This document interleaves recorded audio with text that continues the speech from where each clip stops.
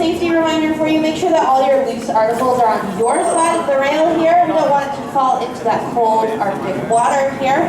Additionally, if you're in our back row looking out, make sure that we're keeping our 2 feet on the ground so that we are able to make sure we are being nice and safe while we are watching our cool beluga whales here. Now our beluga whale is over here. This is one of our male whales, so he's going to be a perfect representation of what an adult beluga whale looks like. Right now you're going to get a great opportunity to see his head. That white head is going to help him to blend in with his natural environment. Any guesses of what that white is helping him to blend in with? On the count of 3, 1, 2, 3. Ice! Ice is what that white color is going to be helping us to blend in with, because we do live in a very cold environment. That ice is there. The white color is helping to disguise us from our natural predators. 2 primary ones being the killer whale and the polar bear. One from the land, one from the sea.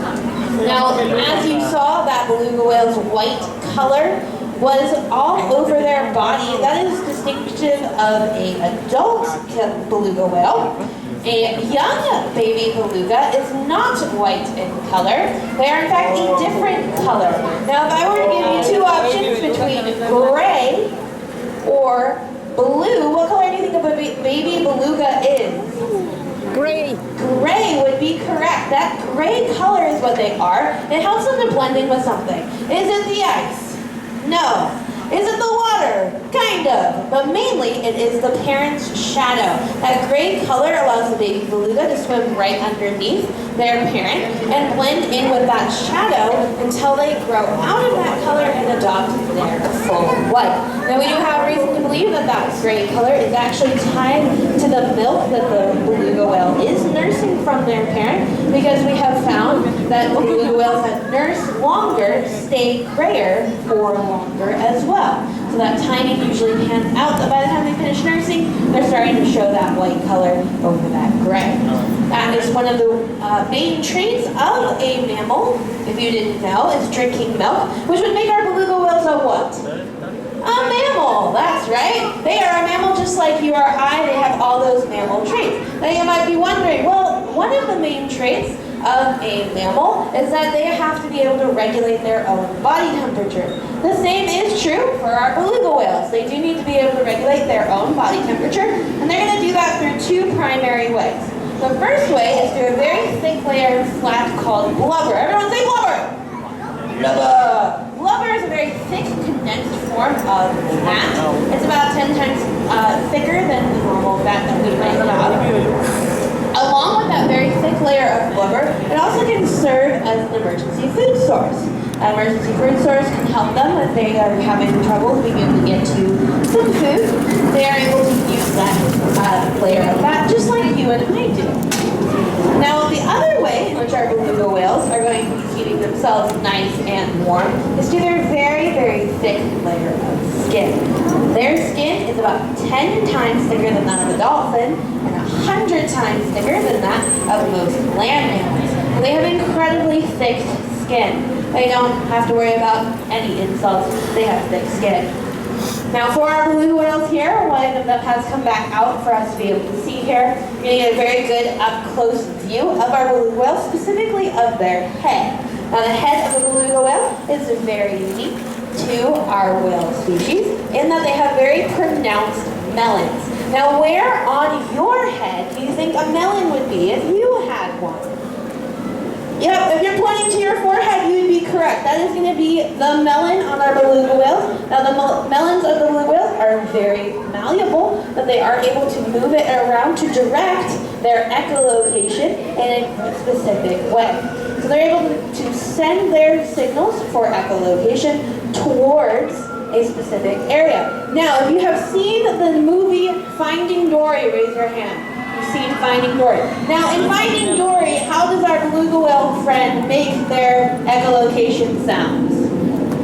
They go, ooh, right, with their mouth. That's not how a beluga whale makes their echolocation. They actually are producing that sound in their melon, comes out from their melon, bounces off of an object, and then comes back into their lower jaw. That's how they're going to be making that echolocation in order to help themselves navigate. So, while our good friend Bailey from Finding Dory may not be doing an accurate representation of echolocation. They are a type of whale that does echolocate.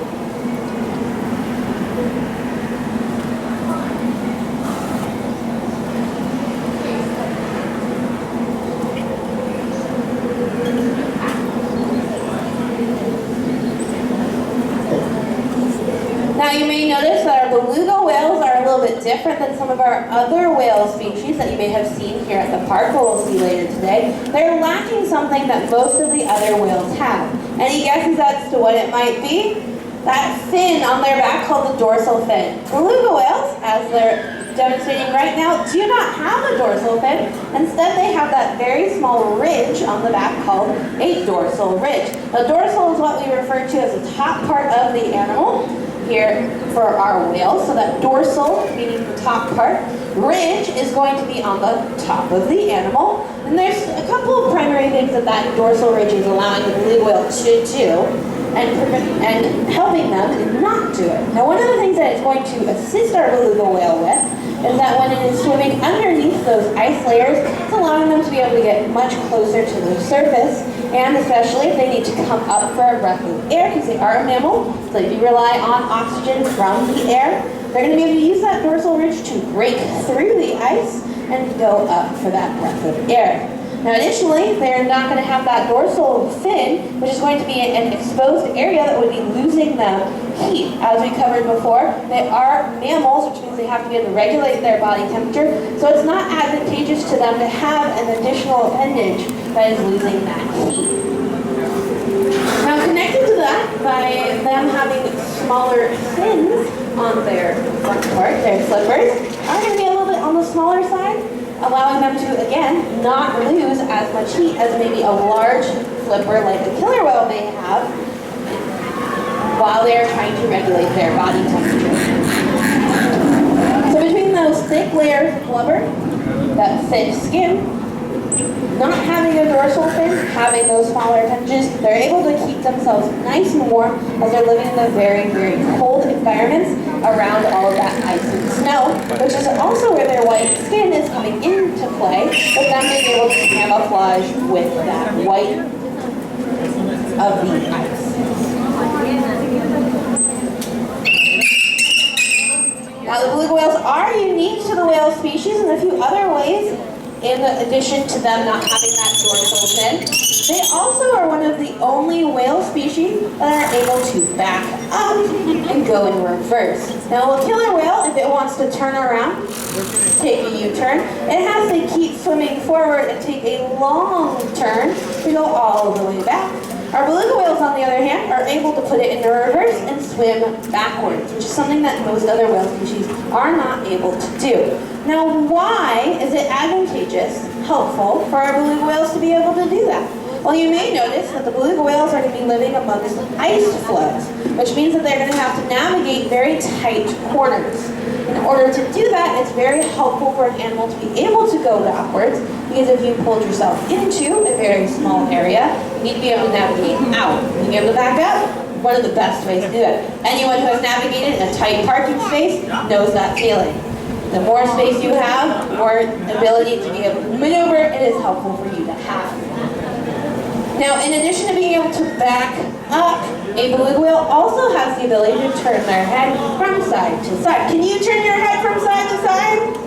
Oh my gosh, look at all those no's. That means that you can, in fact, turn your head from side to side. And if you nodded your head yes, then you knew that you could do that. Now, beluga whales are the same way. They have what are called unfused vertebrae.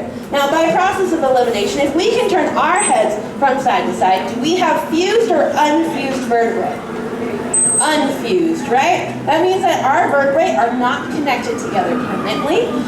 Animals such as our killer whales have fused vertebrae, meaning that those vertebrae column components are all fused together. They can't turn their heads from side to side. Once again, that brings us to our beluga whales. They have that unfused neck vertebrae. Allows them to be able to maneuver under the water amongst the ice that they are found on. You guys smell good? Additionally, for our beluga whales, the ability to turn their heads from side to side not only is going to be able to let them be able to see more of the area around them without having to move by being able to look to side and while you're watching for predators, but it's also very helpful for these whales when they go to hunt. Now, our beluga whales are benthic eaters, meaning that they do feed off of the ocean floor, but they also can find a lot of their food amongst the rocks and crevices of the ice. So they're going to be going to find their food in very tight and cramped spaces. So that ability to be able to turn their head is especially valuable when they're going to go hunt. One of the ways in which they will get food out of those rocks and crevices, obviously they don't have fingers the way that you and I can maybe pick something out, so what they can do instead is they can shoot a jet of water. That's right, they can take a gulp of water and shoot it into a crack, causing it to be able to spit out any of the animals that may be hiding in there, such as crabs or octopus, for them to be able to eat. Now my friends in the back row, make sure that we have our feet on the floor so we don't fall. Thank you very much. The beluga whales are going to be eating those types of animals, crustaceans, cephalopods, those kinds of things. They're not very high on the food chain. They are actually quite low by comparison to some of their predators. Primarily, the apex predators of a polar bear and a killer whale. Yes, two of the top hunters up in the Arctic are going to be searching for our beluga whales. One in the water, the killer whales, and one up on top of the ice, the polar bears. That's why they want to be able to have many ways in order to outmaneuver and hide from their predators. One of the primary ways in which our beluga whale is going to be doing that is with their white color. Additionally, they will often be found in large groups, because when a large group of white whales are all floating together in the water, they're going to look like what? An iceberg. They're going to look just like an iceberg, making them be misleading to any predators that may be looking for them. While they are floating there, what often will happen, because it is so cold up in the Arctic region, and their bodies are so warm, they're mammals, they're generating body heat just like you and I. Oftentimes what will happen while the beluga whales are just floating there is a thin layer of ice will form on their backs. So when they do decide it's time to move on and they dive back under the water, there will be a dome of ice left behind as they dive underneath, leaving a little bit of a fingerprint of the beluga whales were here. Now obviously, because it is so cold up there, to wear that layer of ice can form on their backs, it's incredibly important for them to be able to be in an environment that is matching their natural abilities to keep themselves warm, because they want to make sure it's staying nice and cool for them. Now what's happening up in the Arctic region is they are being affected by global climate change. As it gets warmer and warmer, there's less and less ice. Now if you've been sticking around here with our beluga whales, I've said that something in their natural environment is incredibly important for our beluga whales to hide next to. What did I say it was? The ice. Now what's going to happen for our poor beluga whales if their primary force of hiding from their predators, the ice, goes away? Do they have anything left to hide next to? No, they don't, which is why it's so important for us to be able to make sure that we're doing what we can, help our beluga whale friends in the long term to have those ice floes to hide amongst. So one of the best ways that we can do that is making sure that we're watching our energy usage. The added benefit, especially for those of us who have bills to pay here, is that by turning off all of our lights, not only are we helping our beluga whales keep the ice around longer, but you'll also have a lower energy bill at the end of the month because you use less of it. So it's very helpful for both you and the beluga whales for you to turn off any lights when you're not using them and unplug any devices when they're not in use. Save you and our beluga whales so that we can see these amazing creatures for years to come. Once again, my name is Cole. If you have any questions about our beluga whales, feel free to come and ask me. I'll be more than happy to answer them. I'll be right over here.